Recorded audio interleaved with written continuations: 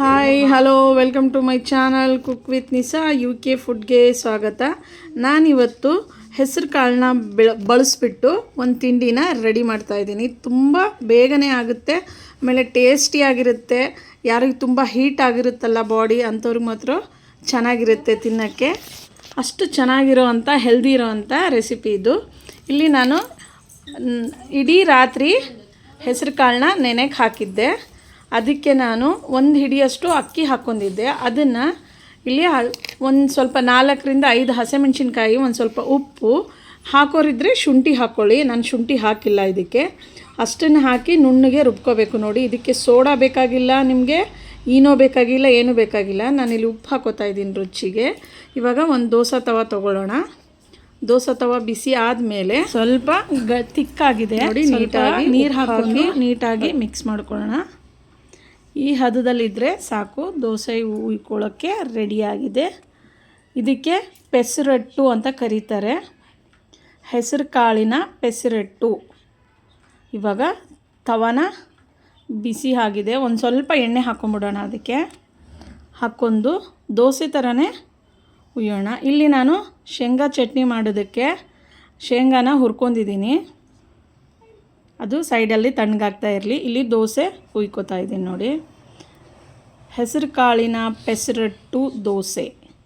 ಇಲ್ಲಿ ಚಟ್ನಿ ಮಾಡ್ಕೊಳ್ಳೋಕ್ಕೆ ಒಂದು ಜಾರ್ ತೊಗೊಂಡು ಹುರಿದಿಡುವಂಥ ಕಡಲೆ ಬೀಜನ ಹಾಕ್ಕೋತಾ ಇದ್ದೀನಿ.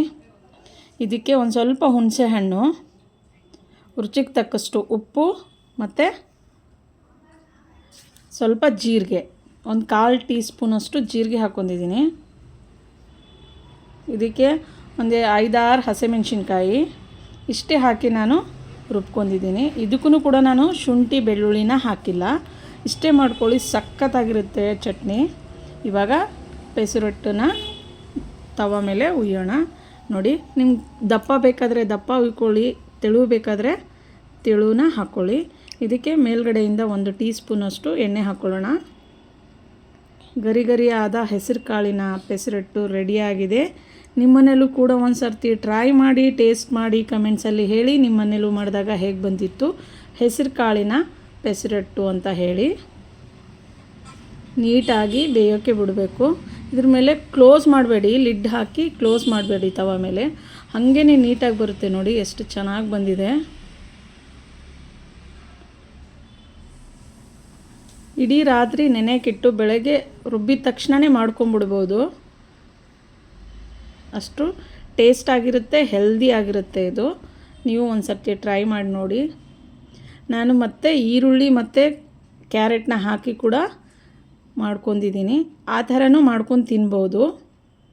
ನಾನು ಒಂದಕ್ಕೆ ಬರೀ ಕ್ಯಾರೆಟ್ನ ಹಾಕಿ ಮಾಡಿದ್ದೀನಿ, ಇನ್ನೊಂದಕ್ಕೆ ಈರುಳ್ಳಿ ಮತ್ತು ಕ್ಯಾರೆಟ್ನ ಹಾಕಿ ಮಾಡಿದ್ದೀನಿ. ನೀವು ಯಾವ ಥರ ಬೇಕು ಆ ಥರ ಮಾಡ್ಕೊಂಡು ತಿನ್ಕೋಬೋದು. ಅಷ್ಟು ಟೇಸ್ಟಾಗಿರುತ್ತೆ ಇದು.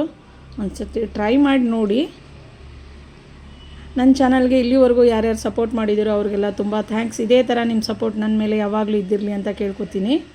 ಮತ್ತೆ ಹೊಸ ವೀಡಿಯೋದೊಂದಿಗೆ ನಿಮ್ಮ ಜೊತೆ ಮೀಟ್ ಆಗ್ತಾ ಇರ್ತೀನಿ. ಸ್ವಲ್ಪ ವಿಡಿಯೋ ಹಾಕೋದು ಡಿಲೇ ಆಗ್ತಾಯಿದೆ, ಹಾಗಾಗಿ ನನ್ನ ಚಾನಲ್ನ ಮರಿಬೇಡಿ.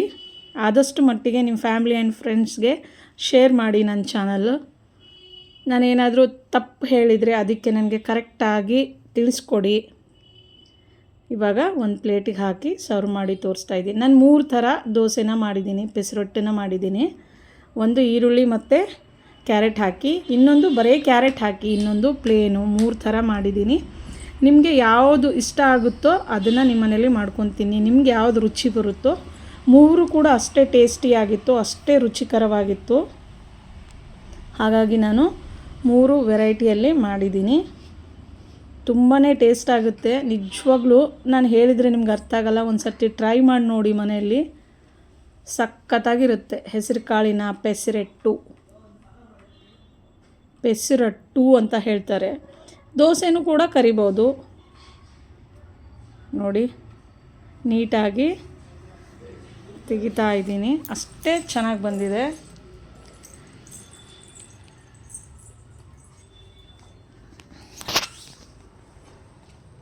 ಇದು ಡಯಟ್ ಮಾಡೋರ್ಗೂ ಕೂಡ ತುಂಬಾ ಹೆಲ್ಪ್ ಆಗುತ್ತೆ.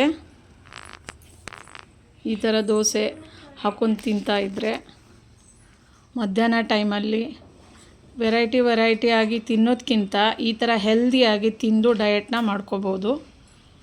ಇವಾಗ ಒಂದು ಪ್ಲೇಟಿಗೆ ಹಾಕಿ ನಾನು ಸರ್ವ್ ಮಾಡಿ ತೋರಿಸ್ತಾ ಇದ್ದೀನಿ. ಇದಕ್ಕೆ ಶೇಂಗದ ಚಟ್ನಿನ ಮಾಡ್ಕೊಂಡಿದ್ದೀನಿ ನೋಡಿ. ರೆಡಿ ಆಗ್ತಾ ಇದೆ ದೋಸೆ. ಸರ್ವ್ ಮಾಡಿ ಸೈಡಲ್ಲಿ ಚಟ್ನಿ, ಆಮೇಲೆ ಪೆಸರಟ್ಟು, ಹೆಸರು ಕಾಳಿನ ಪೆಸರಟ್ಟು ರೆಡಿಯಾಗಿದೆ. ಇಲ್ಲಿನ ನಾನು ಚಟ್ನಿನ ಹಾಕಿ ಶೇಂಗಾ ಚಟ್ನಿನ ಮಾಡಿದ್ದೀನಿ. ಇದಕ್ಕೆ ಒಗ್ಗರಣೆ ಎಲ್ಲ ಹಾಕಿಲ್ಲ, ಪ್ಲೇನ್ ಆಗಿರೋ ಚಟ್ನಿ ಇದು. ಸಖತ್ತಾಗಿರುತ್ತೆ ಹೆಸರು ಕಾಳು ದೋಸೆ ಪೆಸರಟ್ಟು ಜೊತೆ. ಇಲ್ಲಿ ನೋಡಿ, ನಾನು ಒಂದು ಈರುಳ್ಳಿ ದೋಸೆ, ಒಂದು ಪ್ಲೇನ್ ದೋಸೆ, ಒಂದು ಕ್ಯಾರೆಟ್ ದೋಸೆನ ಹಾಕಿದ್ದೀನಿ. ಟೇಸ್ಟ್ ಮಾತ್ರ ಅಲ್ಟಿಮೇಟ್ ಆಗಿದೆ, ಸಖತ್ತಾಗಿರೋವಂಥ taste. Thank you so much friends.